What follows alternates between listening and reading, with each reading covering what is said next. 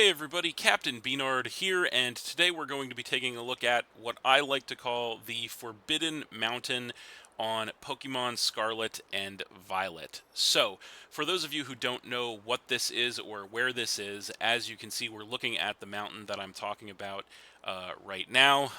We are currently at the eastern edge of Glaciado Mountain. That is the large snow-covered mountain that is toward the top center of the map here in Paldea. Closest fly point to what I'm looking at is going to be that watchtower down there.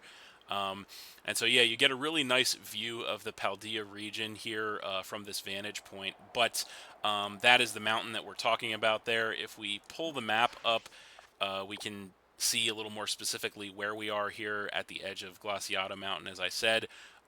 If we pull back a little more, you can see all the way to the right, that is going to be the northeastern corner of the map here in the Paldea region. You'll see this large shaded out area that is the map, or I should say is the mountain in question.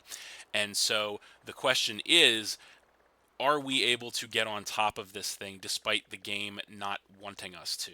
And that's what we're going to answer today. So if we pull back all the way to the most zoomed out version of the map, we will see where we are up here, obviously, and then you will see where that mountain range is up there. So, yeah, we're going to go ahead and see if we can get up there. So we're going to get on our ride Pokemon, in our case, Koraidon, and we're going to go ahead and jump for it.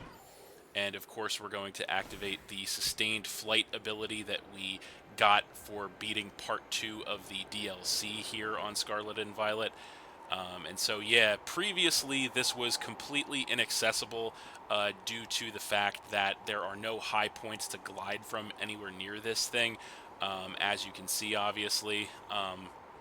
So you get the sustained flight ability after you beat Part 2 of the DLC, and one of the Blueberry Elite Four gives it to you after the fact, and so that allows you to fly indefinitely here with your Ride Legendary Pokemon. So that's the only way that we're even able to get close to this thing. As you can see down there, you can get close to the edge of it, but you cannot climb it. I'm sure we've all tried to do that with our Ride Legendary, so we're getting pretty close here. We're going to go ahead and see what happens, as here it is. We are right up on top of it, and we're going to see if we can land on it. And there we go. Cool. Okay, so we got it on the first try here. So we are able to land at the very edge of this mountain range here, and as you can see, we're right up against the invisible wall, which is the end of the map, obviously. And so, yeah, we can kind of walk along the edge of this mountain range here, which I think is pretty neat, pretty interesting. Can't really go too far, obviously, just because of that invisible wall and it being the edge of the map here. It tries to, depending on when the terrain changes on this little lip here, it tries to push you off. And they have just tried to push us off here, so, but fortunately we will not be discouraged by that. So yeah, you see the visual glitches. Despite the glitches, this is a pretty visually impressive game, I will say. But that's kind of a side note. So yeah, you can see we can just barely get on the very edge of this thing, and we can kind of walk the edge of it here. To a point, I believe we can walk the edge of it here. And so yeah, we can kind of, at certain points it tries to push you off, at certain other points you can get a little bit farther up on to the top of this thing here, and you can kind of see in greater detail sort of like the expanse of this area here. You can see, how far it stretches out. You can pretty much see to the end of it for the most part if you try to get on top of it. But yeah, you can't really actually go any farther because obviously we're not meant to get up on top of this thing. So yeah, you can't really actually go any farther in, although like I said, at certain points you can actually get a little bit farther in than others. And so yeah, that's kind of what it looks like. So visually speaking, it looks very similar to the area that we actually just flew from over there. The bare ground area outside of the other mountain range. So like after the snow ends and before the grass begins. So this whole mountain kind of looks just like that, essentially. We can't really go too far here because we're going to be hitting the oh, there we go. We're going to be hitting the next invisible wall here on the edge of the map on the north side here. But we can go ahead and activate our sustained flight to regain our altitude here, and we can kind of just keep going up farther so we can get a closer look at this area, basically just hugging the invisible wall as we go. But this is pretty interesting. This is pretty detailed, actually, for an edge of the map here. Now, there have been a lot of theories as to what this is and what it was supposed to be by the fans. A lot of people had thought initially that this was going to be an unlockable area, like part of the DLC. They thought that perhaps similarly to what happened in the Galar region in Generation 8 with Sword and Shield, that this was going to be like part 2 of the DLC, perhaps, that you were going to be able to get on top of this thing and it was going to be something, but obviously that was not the case here. Personally, I never thought that. I always thought that this was pretty much just a land border for the Paldea region for the map, specifically because they didn't want to have another island map here. That was kind of my thought process, because the last couple of generations we did have island maps. So going back to Generation 8, the Galar map for Sword and Shield, obviously that was, although not initially an island map, it turned into an island map after the second part of the DLC. And then before that, the Alola region. Oh, it's not going to let us land here. Oh, yeah, it's going to push us off the edge in this area. But we can just recover and get back up. There we go. Yeah, so we can land over here as well. But yeah, so in those cases, those were both either one island or a bunch of islands. In the case of the Alola region, Sun and Moon Generation 7. But yeah, you can see the game certainly doesn't want us to be here, so it's, you know, trying to push us off or away. But like I said, this is pretty detailed, actually, for just a border. This is actually pretty detailed, and like I said, despite the visual glitches of this game, which it still has, I am very impressed with the aesthetic of this game overall. But yeah, you can really see the mountain range there. There's nothing there, but it's just, it is very textured, and there is a lot of variation in the terrain. For, like I said, something that's just a land border. So like I was saying, I never really thought that this was going to turn into anything. I always thought that this was just going to be a land border.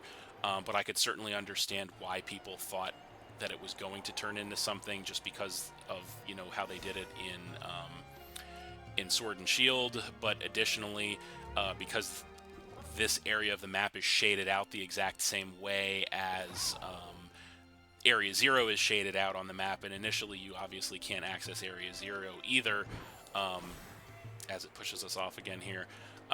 But yeah, initially we couldn't obviously access Area 0 either, but then we gained access to Area 0 as the game went on. So yeah, I don't blame people for thinking that we could have accessed this area. I will say what I would have thought would have been really cool is if they would have turned this area into like a battle frontier or a battle tower or something like that we've seen in generations past. I thought that would have been a really cool idea, or a really cool use of this area on the map here. But like I said, I never really expected anything like that from this. I always thought that this was just meant to be a land border, because again, I thought that they didn't really want to have another island map. We've had so many already in Pokemon that I just thought that they didn't want to have another island map here. So that's why they decided to make this as a land border. Personally, I would have had it stretch even farther, because it's only a very tiny portion of the Paldea region that is bordered by this mountain range that is a land border, as you can see. Personally, I would have extended it even farther, but that's just me. But yeah, as you can see, it just kind of fades off into the distance there as we hit, you know, the invisible wall on the other side, obviously. Um, but yeah, we can go up so far before it resets us. But yeah, you can really get a good look of the overhead view of what this area is, and obviously it certainly blends in well with the rest of the map here.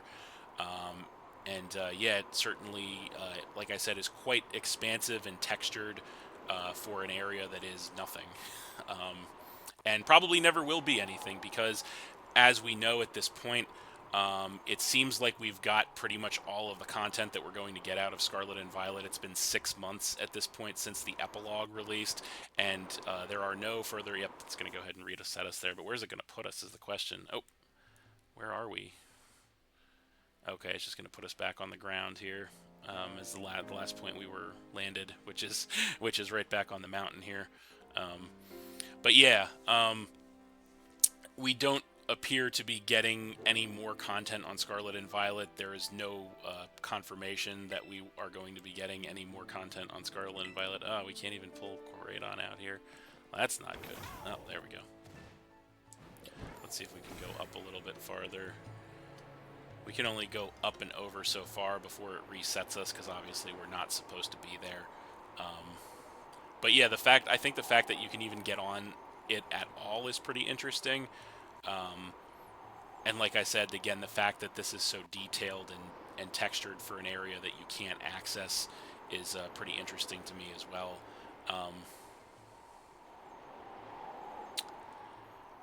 But yeah, there it is, folks. What I would like to call the Forbidden Mountain on Scarlet and Violet here. Very interesting in my opinion. But let me know what you guys think in the comments section. Let me know if you guys think that they should have done something with this area, or are you happy that it's just a land border? Do you not care? Let me know in the comments section what you think about this area, and if you think it ever will be something, or if you think that that's just kind of the end of the road and it's just a land border and that's all it was ever meant to be and all it ever will be. That's kind of what I think about it, but let me know what you guys think in the comments section. But yeah, that's going to be it for this one. Thanks for watching again, everyone. Hope you all enjoyed. Please hit that like button, leave a comment, and or subscribe if you did enjoy, and stay tuned for more new videos in the future. So, that's it, and we'll see you next time.